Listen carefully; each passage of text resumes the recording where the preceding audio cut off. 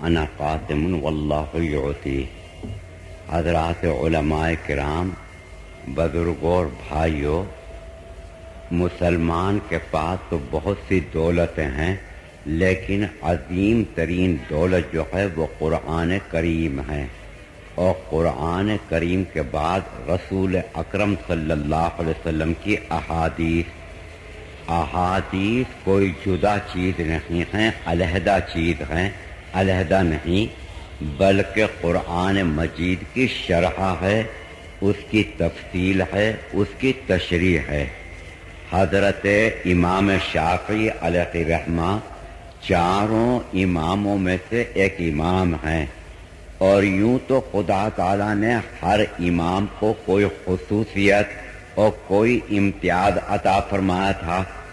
مثلاً حضرت امام اعظم علیہ رحمہ کو اللہ تعالیٰ نے ذہانت، ذکاوت، قرآن اور احادیث سے مسئلہ نکالنے کی ایک بڑی صلاحیت عظیم عطا فرمائی تھی، اور بھی ان کے اوصاف تھے۔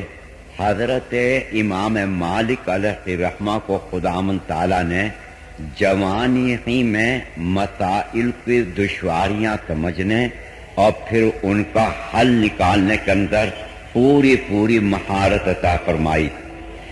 مدینہ منورہ میں عجیب واقعہ پیش آیا۔ ایک عورت کو غسل دیا جا رہا تھا، میت کو، تو عورتوں کی جیسے عادت ہوتی ہے نکتہ چینی، عیب جوئی، اور پھر اس کے بعد غیبت۔ حالانکہ غیبت کو اسلام نے اور شریعت نے جس قدر برا قرار دیا ہے، اتنی کوئی برائی اور عظیم نظر نہیں آتی، تو مگر عورتیں اپنی عادت سے مجبور ہیں، وہ اس طرح کی باتوں کے اندر کوئی مذائقہ اور کوئی حرج نہیں سمجھتی، بلکہ یہ تو ان کے لیے ایسا ہے جیسا کہ دسترخوان کی اوپر چنے ہوئے بہت سے کھانوں میں چٹنی ہوتی ہے، اور چٹنی کا ذائقہ اور اس سے تمام کھانے ذائقہ دار ہو جاتے ہیں۔ ان کے یہاں پر بھی غیبت کی یہی حیثیت ہے۔ حضرت مولانا منظور نعمانی علیہ رحمہ مجھ سے بیان کرتے تھے کہ ایک مرتبہ شیخ التبلیغ حضرت مولانا الیاس صاحب رحمۃ اللہ علیہ کی مجلس میں انہوں نے کسی کی غیبت کی، تو مولانا الیاس صاحب اپنی جگہ سے کودے اور کود کر ان کے دونوں ہونٹ پکڑ لیے بڑی مضبوطی سے۔ مولانا کہتے تھے کہ میں یہ سمجھا کہ بھئی کیا ہو گیا، انہیں دیوانہ پن، جنون ایک دم طاری ہو گیا۔ یہاں کے 1-2 منٹ کے بعد خیال گزرا کہ اوہو غیبت سے روک رہے ہیں اور غیبت سننا بھی نہیں چاہتے۔ شریعت نے بعض گناہوں کے اندر جملہ شرکا کو لے لیا۔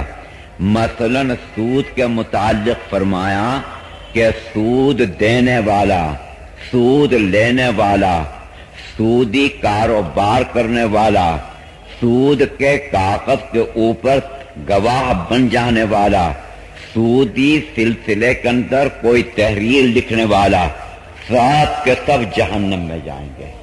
اسی طریقے پر فرمایا کہ شراب بنانے والا، شراب پلانے والا، شراب خانے کے اندر ملازمت کرنے والا، ساقی ہو یا وہ بچے ہوں جو میں خانے کے اندر شراب پلاتے ہیں، فرمایا کہ سب جہنم میں جائیں گے۔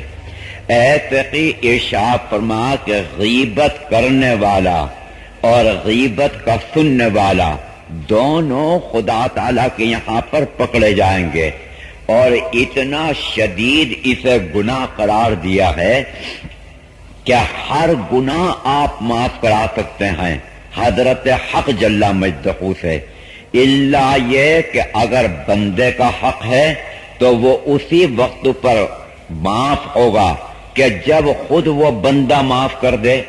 ایسے ہی حدیث میں اور فقہ میں ہے کہ جس کی آپ نے غیبت کی ہے، جب تک کہ وہ معاف نہیں کرے گا اس وقت تک اس غیبت کی جرم کو معافی نہیں ہوگی. اور فقہا نے یہ بھی لکھ دیا علماء نے کہ جس کی غیبت کی اگر اس کی وفات ہو گئی اور اب اس سے معافی مانگنے کا کوئی امکان نہیں ہے تو لکھا ہے کہ اس کے لیے زیادہ سے زیادہ ایصال ثواب کرے. ممکن ہے کہ اس کی روح کسی وقت پر مطمئن ہو کر اور مسرور ہو کر آپ کے اس گناہ کو معاف کر دے. اور بھائی غیبت کی حقیقت کیا ہے؟ غیبت کی حقیقت یہ ہے کہ آپ کسی کی عدم موجودگی میں ایسی بات کہیں کہ اگر اس کے منہ پر وہ بات کہتے تو اس کو تکلیف پہنچتی. یہ غیبت ہے. تو بہرحال شدید قسم کا اور بڑی نوعیت کا گناہ ہے.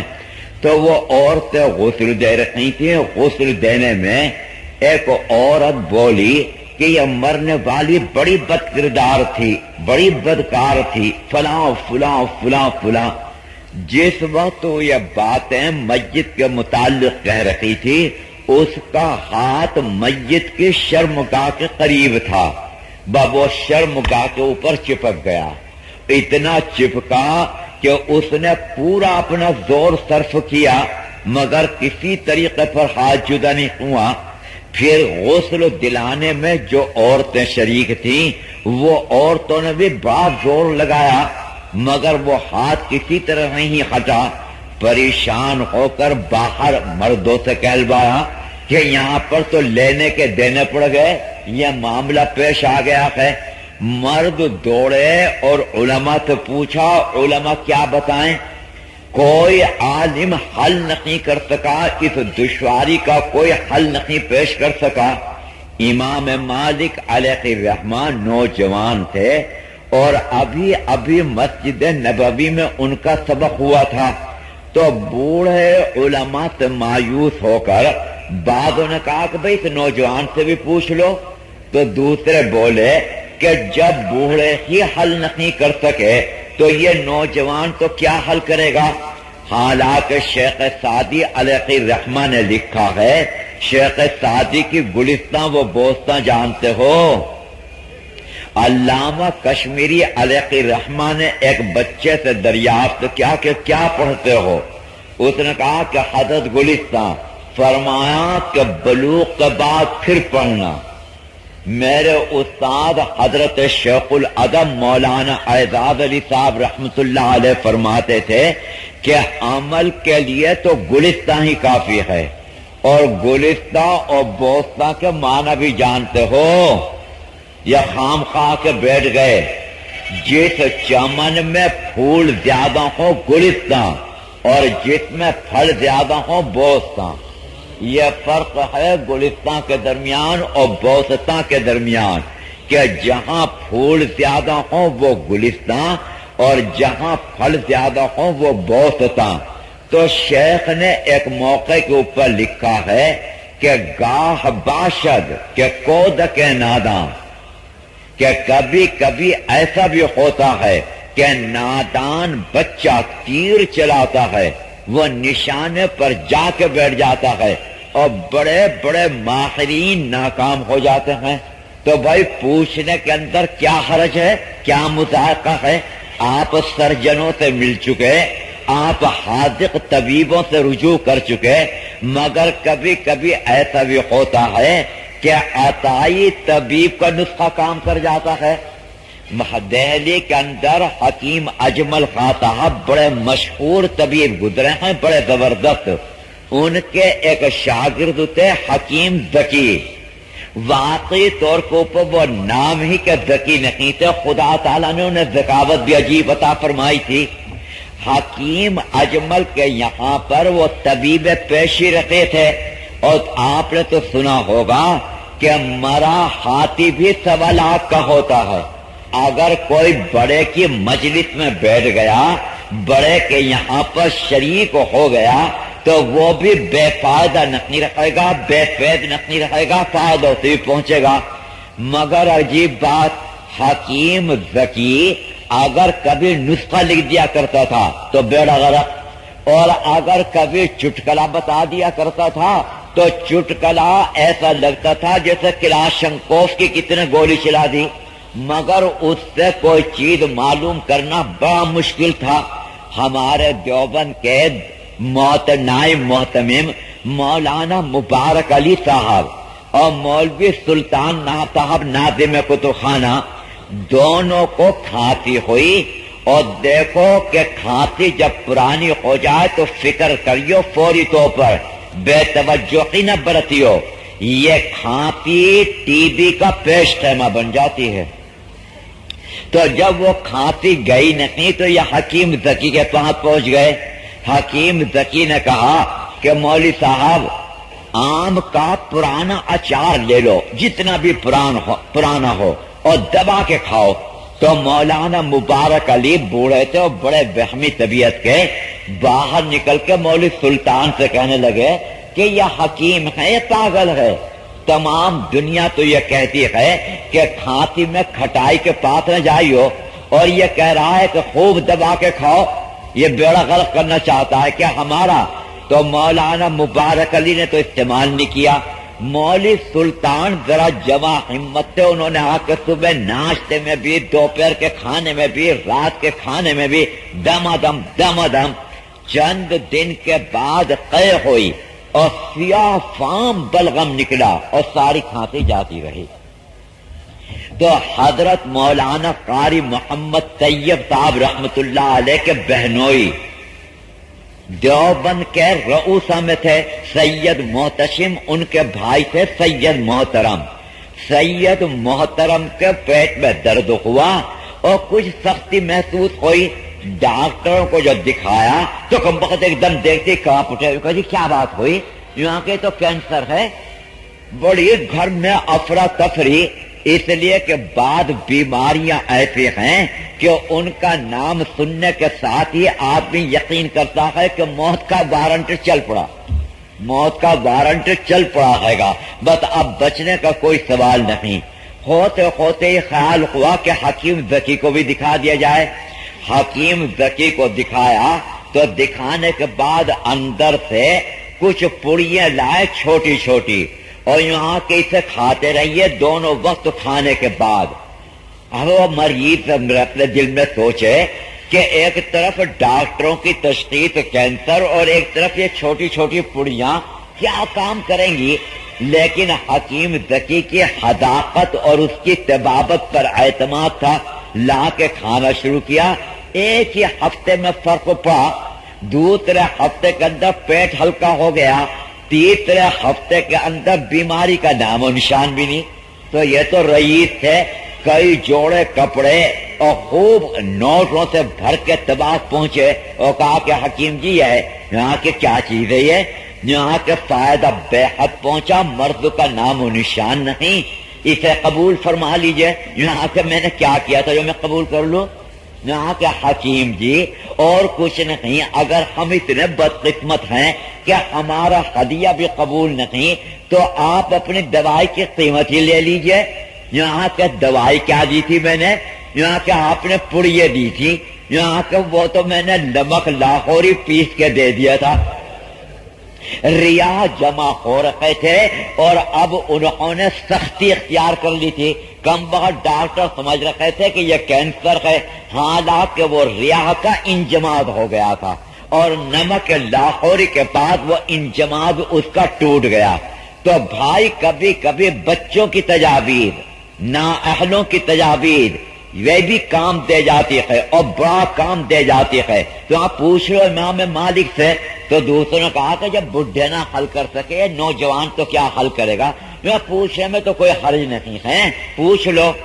امام مالک نے ساری صورتحال سننے کے بعد فرمایا کہ اس عورت نے تہمت لگائی ہے مردہ عورت کے اوپر، جب تک کہ اس کے اوپر تہمت کی حد جاری نہیں کی جائے گی، جسے شریعت میں حد قذف کہا جاتا ہے، قیامت آ جائے گی، ہاتھ جدا نہیں ہوگا۔ چنانچہ عورت کے کوڑے لگنے لگے۔ اب جو کوڑے پڑے ہاتھ دور اٹھتا جائے، ہاتھ اٹھتا جائے، جب پوری سزا پوری ہو گئی تو پورے ہونے کے بعد ہاتھ ایک دم سے جدا ہو گیا. دیکھا آپ نے, اب دعویٰ کرتے ہیں یہ حضرات علماء کہ ہم بھی اجتہاد کریں گے, ہم بھی اجتہاد کریں گے, ہم بھی. ارے بھائی ایسی صلاحیتیں تو لاؤ, ایسا تقویٰ تو لاؤ, ایسا علم تو لاؤ مکمل اور کامل قسم کا, ایسی خداوند تعالیٰ کی طرف سے نصرت و مدد تو لاؤ. سیدنا الشافعی الامام کی ذہانت کے کیا کہنے, ان کے شاگرد بیان کرتے ہیں کہ میرے ساتھ چلے جا رہے تھے, آگے ایک آدمی جا رہا تھا, میں نے کہا کہ امام بتاؤ اس کا پیشہ کیا ہے. امام نے ایک نظر ڈالی اور ڈال کر کہا کہ یا لوہار ہے یا بڑھئی ہے. یہاں کہ میں دوڑتا ہوا اس کے آدمی کے پاس پہنچا کہ بھئی تم کیا کرتے ہو, تو اس نے کہا کہ پہلے لوہاری کرتا تھا, اب بڑھئی کا کام کرتا ہوں. شاگرد لوٹا اور لوٹ کر امام شافعی سے عرض کیا کہ حضرت آپ کو کشف ہوتا ہے. یوں کہ نہیں, یوں کہ خدا کی قسم آپ کو کشف ہوتا ہے. یوں کہ خدا کی قسم کشف نہیں ہوتا. یہاں کہ آپ نے کیسے بتا دیا کہ یا لوہار ہے یا بڑھئی ہے. فرمایا کہ فراست بھی تو کوئی چیز ہے. حدیث میں ہے کہ حضور صلی اللہ علیہ وسلم نے فرمایا کہ مومن کی سوجھ بوجھ سے ڈرنا, کیونکہ خدا تعالیٰ اسے ایک نور عطا فرماتا ہے, وہ اس نور کی روشنی اور انوار میں حقائق تک پہنچ جاتا ہے, حقیقتوں کو دریافت کرتا ہے. احمد ابن حنبل رحمت اللہ علیہ عظیمت کے پہاڑ ہیں. جب فتنہ اٹھا ہے قرآن سے متعلق تو احمد ابن حنبل نے حکومت کا مقابلہ کیا. اور بھائی اس دور کی حکومت نہیں کہ کچھ نہ کچھ, بہرحال جمہوریت ہے. اس زمانے میں تو بادشاہت تھی, اور بادشاہت بھی مطلق العنان, بچوں سمیت کولو کے اندر پڑوا دیا کرتے تھے. جس کی چاہے بادشاہ کھال اتروا دیتے تھے, فلاں فلاں فلاں. احمد ابن حنبل کو گرفتار کیا. جب گرفتار کر کے لے چلے ہیں 1000 علماء تھے. راستے میں پریشانیاں اور مصیبتیں دیکھ کر سب ٹوٹتے رہے. آخر میں احمد ابن حنبل تنہا رہ گئے. بادشاہ کے یہاں پہنچے ہیں, امیر المومنین کے یہاں. تو گرم رمضان کا زمانہ تھا. حضرت بولا امیر المومنین, احمد میری بات مان جاؤ, بڑے اعزاز, بڑے اکرام, بڑے ہی وقار کے ساتھ, بڑی تعظیم و توقیر کے ساتھ اور بہت سے انعامات کے ساتھ تمہیں واپس کروں گا. احمد نے فرمایا کہ دلیل پیش کرو قرآن سے یا حدیث سے. امیر المومنین نے ساری کوششیں صرف کر دی. احمد ابن حنبل کسی طریقے پر قابو میں نہیں آئے. آخر میں امیر المومنین نے مجبور ہو کر کہا کہ کوڑے لگائے جائیں. احمد ابن حنبل کو اندیشہ ہوا کہ کہیں ایسا نہ ہو کہ میرا سطر کھل جائے. حضرت نے اپنا کمر بند لے کر اپنے گلے میں باندھ لیا. تازہ دم جلاد آتے تھے اور وہ تھک جاتے تھے, اور احمد ابن حنبل برابر پٹ رہے تھے. یہ تھا حضرات ائمہ اربعہ کی خصوصیات. احمد کو کسی نے بعد وفات خواب میں دیکھا, پوچھا کہ کیا حال ہے. وہاں کہ میں تو اس کا انتظار کر رہا تھا, قبر میں منکر و نکیر آئیں گے. شیخ عبدالحق محدث نے لکھا ہے کہ منکر نہیں بلکہ منکر. منکر کا تو ترجمہ ہے انکار کرنے والا. اگر صحیح جواب دیں گے تو کیا فرشتے اس کے بھی قبول کرنے سے انکار کریں گے. پھر شاہ صاحب نے لکھا منکر و نکیر اوپرے اجنبی شکل کے اندر آئیں گے, منکر و نکیر. تو میں تو انتظار کر رہا تھا کہ اب منکر اور نکیر اور سوال و جواب. وہاں تو خدا تعالیٰ نے مجھے مقام لاہوت میں بلوایا, کرسی پر بٹھایا, تاج علم میرے سر کے اوپر رکھا, اور پھر آواز آئی کہ احمد تم نے ہمارے کلام کی وجہ سے بڑی تکلیف اٹھائی. میں نے عرض کیا کہ اے اللہ, میری کیا طاقت تھی کہ میں اتنے بڑے فتنے کا مقابلہ کروں. توفیق تو آپ نے عطا فرمائی تھی کہ میں نے پامردی کا مظاہرہ کیا. یہاں کہ احمد تم نے ہمارے کلام کو ایسا تکلیف اٹھائی، اب اس کی جزا یہ ہے کہ ہم کلام پڑھتے ہیں اپنا اور تم سنو۔ اچھا اگر قاری عبد الباسط کی قرات سنو تو کتنے محدود ہوتے ہو، اگر حضور کے سن لیتے تو لطف کا کیا عالم ہوتا۔ پھر خیال کرو کہ حضرت حق جل مجدہ جب پڑھیں گے تو کیا شان ہوگی۔ امام احمد نے فرمایا کہ اب کلام الہی کے سننے میں اتنا محو ہوں کہ دنیا و مافیہ کی مجھے خبر نہیں۔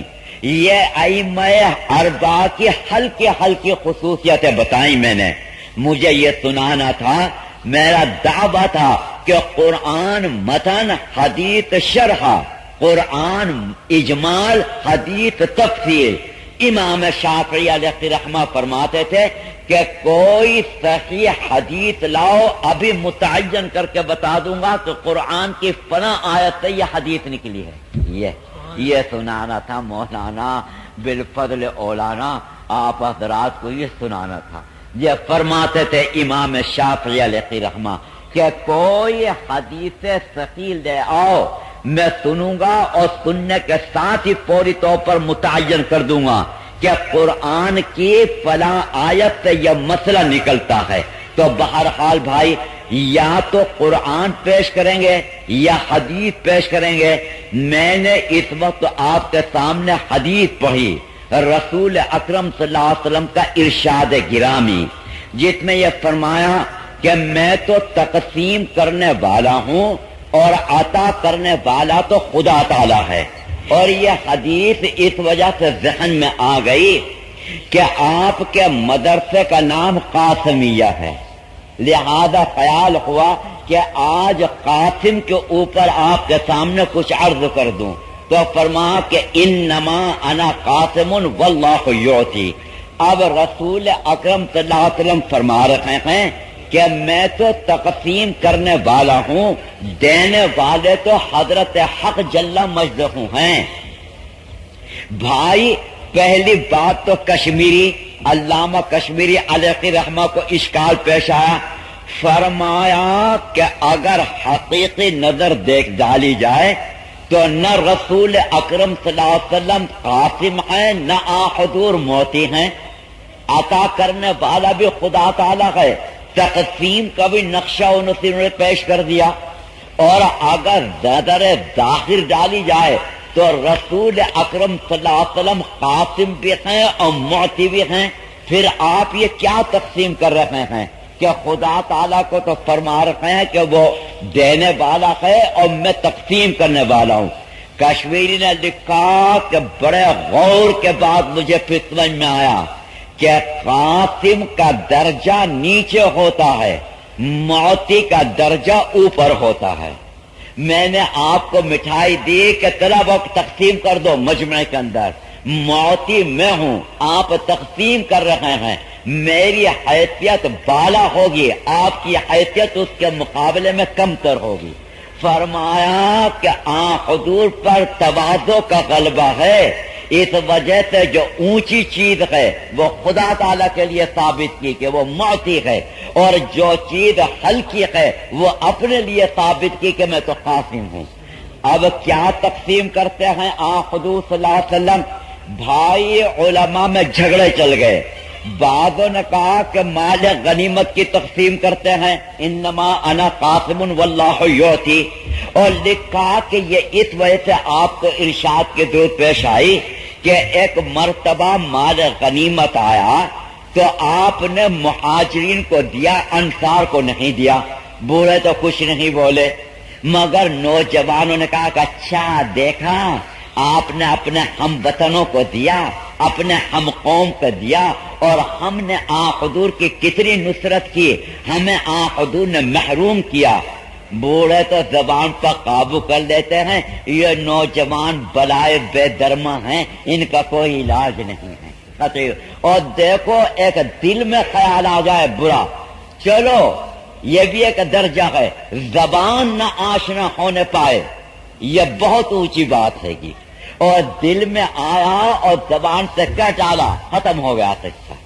نوجوانوں کہہ بھی دیا، حضور کو اطلاع ہو گئی، آپ نے اجتماع کیا انصار کا اور فرمایا کہ کوئی مہاجر نہ آئے، اور وہاں آپ نے تقریر فرمائی، فرمایا کہ میں سن رہا ہوں کہ تم یہ میرے متعلق کہہ رہے ہو، فرمایا کہ بلا شبہ میں بے وطن تھا، تم نے مجھے وطن دیا، بلا شبہ میرا کوئی والی وارث ہمدرد اور غمخوار نہیں تھا، تم انصار نے مجھ کو غمخوار دیے، بلا شبہ میں نہتا تھا، تم نے مجھے ہتھیار دیے، بلا شبہ میں بے کس و بے بس تھا، تم نے میری بے کسی اور بے بسی کا علاج کیا۔ بڑی تفصیل سے آپ نے بیان کیا انصار کے احسانات۔ پھر پلٹ کر فرمایا اور تم اسے بھول رہے ہو، تم گمراہ تھے، میں نے تمہیں راہ ہدایت دکھائی، تم راہ راست سے بھٹکے ہوئے تھے، میں نے تمہیں صراط مستقیم دکھائی، تم خدا بیدار زندگی میں مبتلا تھے، میں نے تمہیں خدا پرست بنا دیا، تم علم سے ناشنا تھے، میں نے تمہیں علم کی دولت دی، فلاں فلاں۔ حضرات انصار کے اس قدر روتے روتے داڑیاں تر ہو گئیں قطعی طور پر۔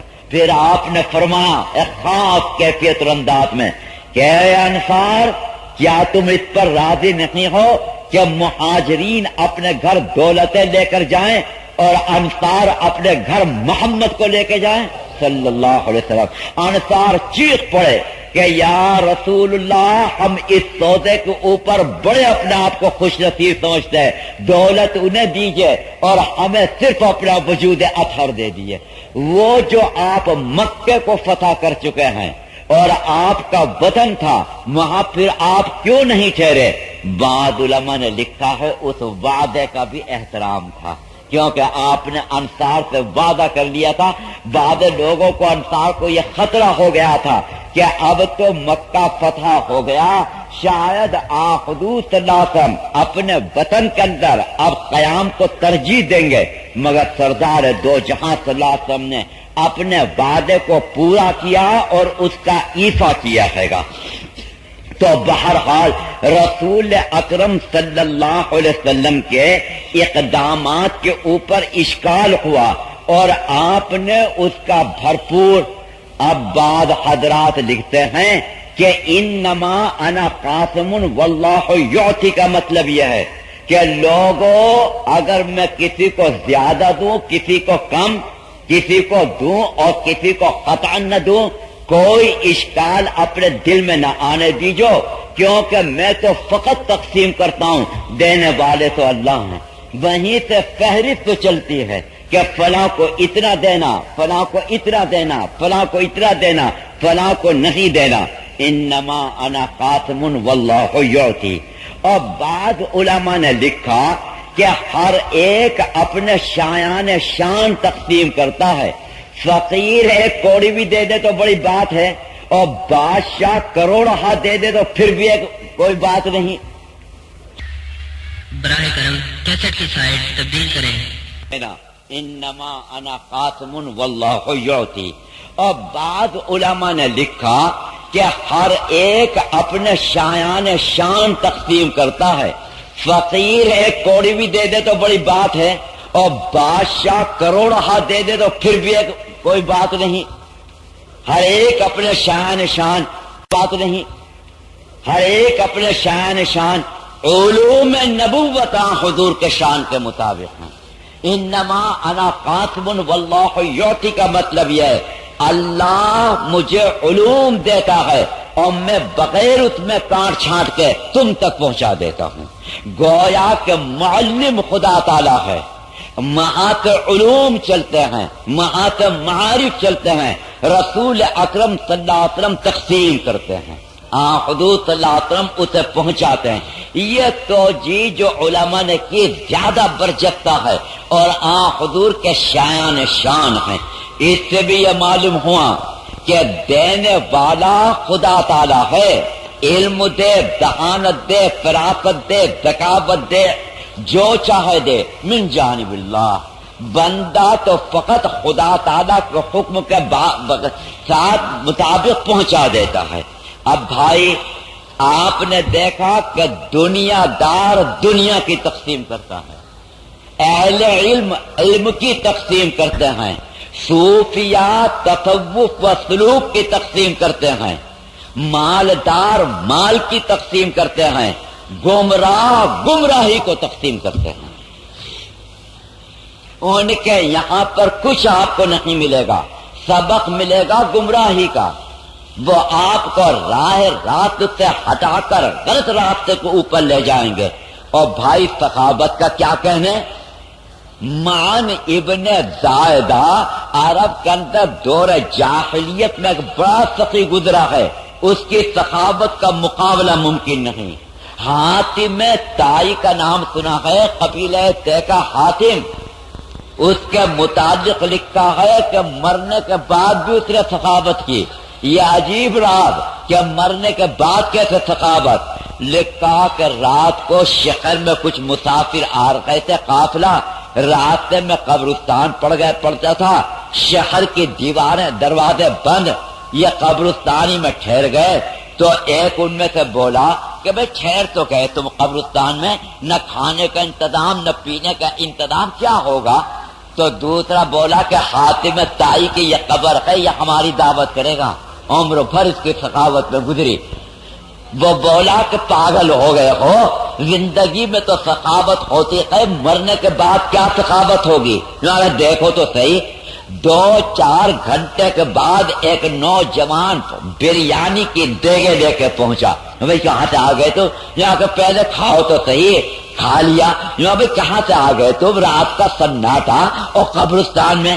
یہاں کہ میں حاتم کا بیٹا ہوں، میرے باپ نے ابھی خواب میں مجھ سے آ کر کہا کہ بیٹا میرے قبرستان میں اور میری قبر کے پاس مہمان ٹھہرے ہوئے ہیں، ان کی ضیافت کا انتظام کر۔ حدیث میں ہے کہ رسول اکرم صلی اللہ علیہ وسلم نے ارشاد فرمایا، من کان منکم یؤمن باللہ وبالیوم الآخر فلیکرم ضیفہ، جو اللہ پر ایمان رکھتا ہے، آخرت پر ایمان رکھتا ہے، تو وہاں ہر چیز کا بدلہ مل جائے گا، نیکی کا بھی اور برائی کا بھی۔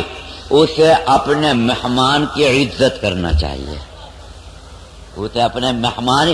دیکھو حضرت لوط کے یہاں پر آ گئے ہیں گے مہمان فرشتے، حضرت لوط نے ان کو پہچانا نہیں، قوم کے بدکار دوڑ پڑے ہیں۔ حضرت کو اس وقت فکر اپنے مہمانوں کی عزت کی ہوئی، اپنی عزت بھی داؤ پہ لگا دی۔ یہ فرمایا کہ میری بیٹیاں ہیں، ان سے تم اپنے تقاضا پورا کر لو، یہ تمہارے لیے زیادہ بہتر ہیں، ہن اطہر لکم۔ تو مہمان کا معاملہ تو ہاں، اکرام ضیف میں ایک بات یاد رکھیو، حضرت شیخ الاسلام مولانا مدنی رحمت اللہ علیہ، عطا اللہ شاہ بخاری علیہ رحمت دیوبند پہنچے ہوئے تھے۔ دیوبند کی جامعہ مسجد میں تقریر ہوئی، شاہتاب کی تقریر تو لمبی چلتی تھی بہت، 2-2:30 بجے کے قریب آئے اور بیٹھک میں آ کے لیٹ گئے۔ لیٹنے کے بعد کوئی صاحب ان کا جسم دبانے لگے، شاہتاب تھکے ماندے، بڑا مزہ آیا، بڑا مزہ آیا، کبھی ادھر کو کر دیں کبھی ادھر کو کر دے جسم۔ کچھ دیر کے بعد شاہتاب کو خیال آیا کہ بھئی دیکھو تو صحیح، یہ کون ہے جو اتنے انہماک کے ساتھ جسم دبا رہا ہے؟ جو چادر چہرے سے ہٹا کے دیکھا تو حضرت مدنی رحمت اللہ علیہ جسم دبا رہے تھے۔ عطا اللہ شاہ کاپ کے ایک جگہ کھڑے ہوئے بھاگے اور کہا کہ حضرت اگر جہنم میں بھیج رہا ہے ویسے بھیج دیجئے، یہ جہنم میں بھیجنے کا۔ تو حضرت مدنی فرماتے ہیں کہ شاہ صاحب کیا آپ مجھے اپنی خدمت سے بھی محروم کرنا چاہتے ہیں؟ حالانکہ آپ میرے مہمان ہیں۔ سیدنا شیخ الہند مولانا محمود حسن صاحب علیہ رحمہ، جو ہمارے علماء دیوبند کے استاد ہیں، ان کے شاگرد تھے مولانا محمود صاحب، مولانا محمد سالم صاحب القاسمی کے نانا، وہ شاگرد تھے حضرت شیخ الہند کے۔ رامپور منیاران میں رہتے تھے اور تحصیل دیوبند تھی، تو وہ آ رہے تھے تحصیل دیوبند کے اندر اپنے کام کے لیے۔ ایک لالا بھی ہو گیا۔ لالا جب ہو گیا تو جیسا کہ شاگرد اپنے استاد کی تعریف، مرید اپنے شیخ کی تعریف، مولانا محمود صاحب نے خوب دبا کے تعریف کی۔ پہلا زمانہ نہ اتنی فرقہ پرستی تھی نہ اتنی عداوت. وہ لالا بولا کہ مولوی صاحب ہم بھی آپ سے اس کے استاد سے ملنے چلیں گے. آ گیا, حضرت کو دیکھا. دیکھنے کے بعد جب شام ہوئی تو حضرت نے کہا کہ بھئی کھانے کو کہو لالا سے. تو کہا لگا جی نہ, سوؤں گا یہاں مگر کھانا کھا کے آؤں گا بازار میں ہندو دکاندار پر. حضرت نے اجازت دے دی خوشی کے ساتھ کہ جاؤ. اب وہ آ لیا. حدیث میں ہے کہ مومن ایک آنکھ سے کھاتا ہے اور کافر 3 آنکھ سے کھاتا ہے. یعنی مومن کی غذا کم ہوتی ہے اور کافر اناڑی کی طرح بندوق بھرتا ہے. اب وہ آیا اور آتے خراٹے لینا شروع کر دیے. ایسا سویا. مجلس ختم ہوئی. مولانا محمود صاحب جاگ رکھے تھے. حضرت شیخ الہند گھر میں تشریف لے گئے. تھوڑی دیر کے بعد دروازہ کھلا, حضرت باہر آئے. مولانا محمود صاحب کو یہ خیال ہوا کہ او ہو تہجد پڑھیں گے اور ان حضرات کو عبادت کو اپنی چھپاتے ہیں. لہذا مولانا محمود صاحب دبک گئے. حضرت شیخ الہند آہستہ آہستہ سے لالا کے چارپائی پہ چڑھنے لگے. حضرت مولانا محمود صاحب سوچنے لگے بھئی کیا ہو رہا, کہیں جیب کاٹے گے کیا حضرت, آج کیا معاملہ ہے. حضرت ٹانگیں دبانے لگے اس ہندو لالا کی. تو مولوی محمود صاحب کودے اور کود کر کہا کہ حضرت کی خدمت میں انجام دے دوں گا. فرمایا کہ بیٹھ جاؤ, سو جاؤ جا کے, تمہارے مہمان نہیں ہیں میرے مہمان ہیں, ان کا اکرام مجھے کرنا ہے. مگر مولویوں یاد رکھنا, اگر مہمان یوں کہہ دے کہ مجھے شراب پلاؤ, مہمان یوں کہہ دے کہ مجھے بدکاری کرنا ہے, کوئی عورت لاؤ, جہاں سے حرام چیزوں کا مطالبہ شروع ہو جائے گا اکرام دے ختم ہو جائے گا. حلال چیزوں کے اندر اکرام چلے گا, حرام چیزوں کے اندر اکرام قطعی طور کے اوپر نہیں چلے گا. تو بہرحال حضور کا ارشاد گرامی ہے تو ہر ایک تقسیم کرتا ہے. یہاں تک کہ حاتم کے بیٹے آئے ہیں ایمان لانے تو حضور نے اپنا رومال چادر مبارک بچھا دی اور اس پر بٹھایا اور یہ فرمایا کہ خداوند تعالیٰ کو سخاوت محبوب ہے, یہ سخی کا بیٹا ہے, اس کے باپ کی سخاوت کی وجہ سے میں اس کا اکرام کرتا ہوں. تو ہر ایک کی تقسیم حضور صلی اللہ علیہ وسلم کی تقسیم اپنے شان. ہندوستان میں عبد الرحیم خان خان گزرا ہے, بیرم خان خان کا بیٹا.